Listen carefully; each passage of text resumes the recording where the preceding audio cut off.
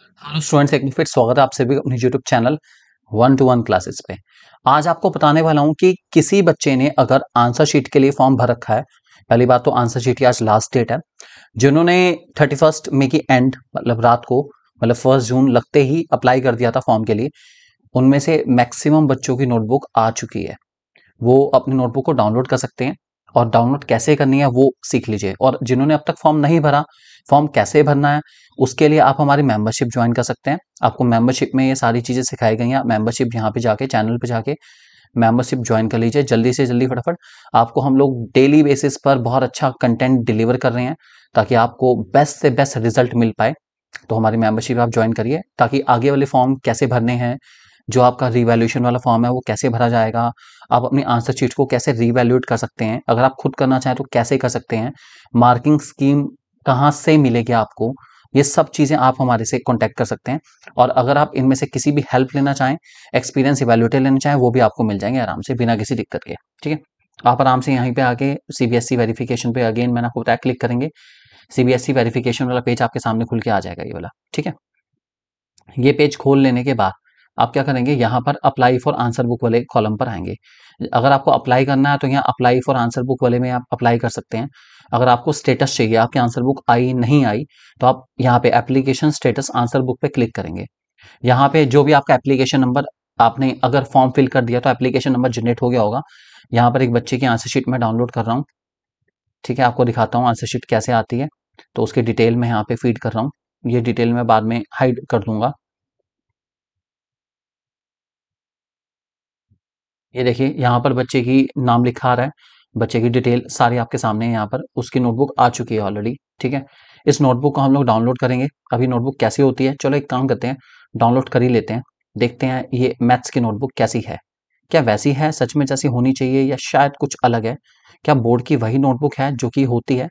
तो चलिए, ये बच्चे की नोटबुक आपके सामने आ चुकी है ऑलरेडी, आप देख पा रहे हैं इस नोटबुक को। ध्यान से देखिए, 9 मार्च 2024 को ये एग्जाम हुआ था। ये मैथ्स का एग्जाम बच्चे का यहाँ पे ऑलरेडी है, यहाँ पर आप देख पा रहे हैं। ठीक है, ये मार्क्स हैं जितने हैं। देखो वेरिफिकेशन वाले स्टेप में मैंने आपको बताया था सिर्फ और सिर्फ क्या चेक होती है, केजिंग।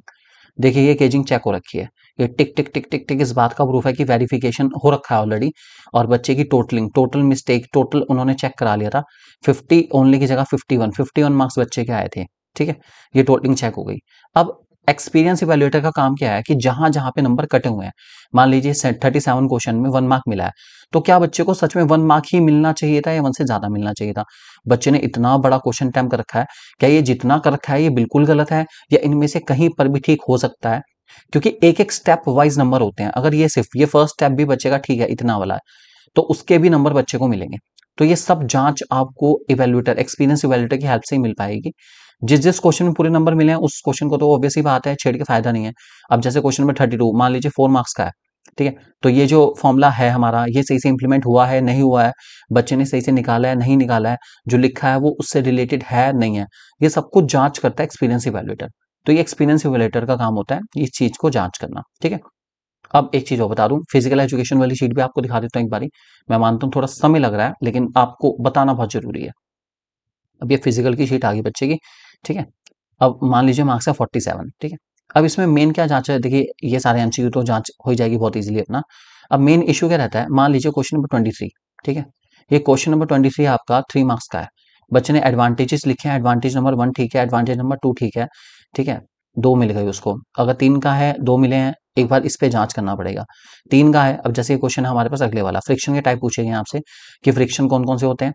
फ्लूइड फ्रिक्शन, स्टैटिक फ्रिक्शन, दो तरह के होते हैं। फ्लूइड मींस डायनामिक फ्रिक्शन भी हम कह सकते हैं, बात है क्या। अब हो सकता है अब जो एग्जामिनर है उसको ये पता ही ना हो कि फ्लूइड फ्रिक्शन और डायनामिक फ्रिक्शन एक ही चीज है। ये टाइप ऑफ डायनामिक फ्रिक्शन है, इसमें जो है जब प्ले होता है ऑब्जेक्ट, मतलब प्ले मीन्स किसी के साथ खेलते हैं तो ये होता है, अपोजिट फोर्स एक्ट करता है इसके अंदर।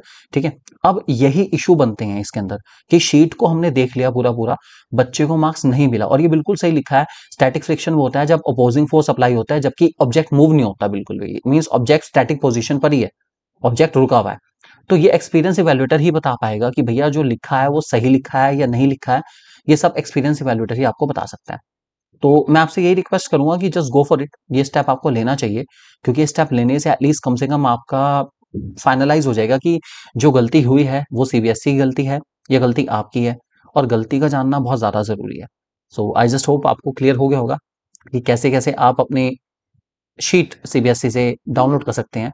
शीट ऑलरेडी आनी शुरू हो चुकी है और बहुत एक्सपीरियंस इवैल्यूएटर्स के लिए आप हमें कॉन्टैक्ट कर सकते हैं। आपको पता है ऊपर डिटेल आ रही है सारी की सारी, ठीक है? आपको किसी भी सब्जेक्ट का एक्सपीरियंस इवैल्यूएटर चाहिए, फिजिकल एजुकेशन से लेके English, chemistry, physics, bio, accountancy, business studies, economics, political science, history, class 12 के हर एक सब्जेक्ट ऑलमोस्ट सबके इवैल्यूएटर्स हमारे पास है और क्लास 10 के भी सारे सब्जेक्ट बेस्ट से best evaluators, maths, science, social science, आपकी इंग्लिश, हिंदी, संस्कृत, जिस भी सब्जेक्ट के इवैल्यूएटर्स आपको चाहिए आपको मिल जाएंगे, एक्सेप्ट रीजनल लैंग्वेज के नहीं मिल पाएंगे आपको। हर एक सब्जेक्ट के मार्किंग स्कीम आपको अरेंज करवा दी जाएगी। अगर आप किसी भी सब्जेक्ट की मार्किंग स्कीम चाहते हैं तो वो हमारे से ले सकते हैं, कोई इशू नहीं।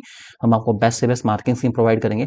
आपको किसी भी सब्जेक्ट का क्वेश्चन पेपर चाहिए, आपको वो भी चाहिए तो वो भी मिल जाएगा आपको। हर एक सर्विस अवेलेबल है, लेकिन सर्विस चार्जेबल है, ऑब्वियस ही बात है, क्योंकि एक्सपीरियंस इवैल्यूएटर फ्री में काम नहीं कर पाते बेटा बिल्कुल भी। तो जो भी उसके चार्ज होंगे आपको बेयर करने होंगे। और एक एक्सपीरियंस इवैल्यूएटर कैसे पूरी शीट की जांच करता है वो भी आपको वीडियो जरूर शेयर करूंगा, तब मजा आएगा यार देखने में कि क्या फर्क है आपकी नजरों में और एक्सपीरियंस इवैल्यूएटर की नजरों में। फर्क बस इतना ही है, क्योंकि नंबर ऐसे नहीं बढ़ते, थोड़ी तो मेहनत करनी पड़ती है। थोड़ी सी आप करेंगे, थोड़े से करेंगे एक्सपीरियंस इवैल्यूएटर, और मार्क्स जरूर बढ़ेंगे, मुझे पूरा विश्वास है। तो आप हमें कांटेक्ट कर सकते हैं, नंबर आपके सामने लिखा आ रहा है। कांटेक्ट करने के लिए आप इस नंबर को सेव कर लेंगे बच्चों। Thank you very much. ऊपर नंबर आपके सामने लिखा आ रहा है, you can contact us. Thank you very much and God bless you all.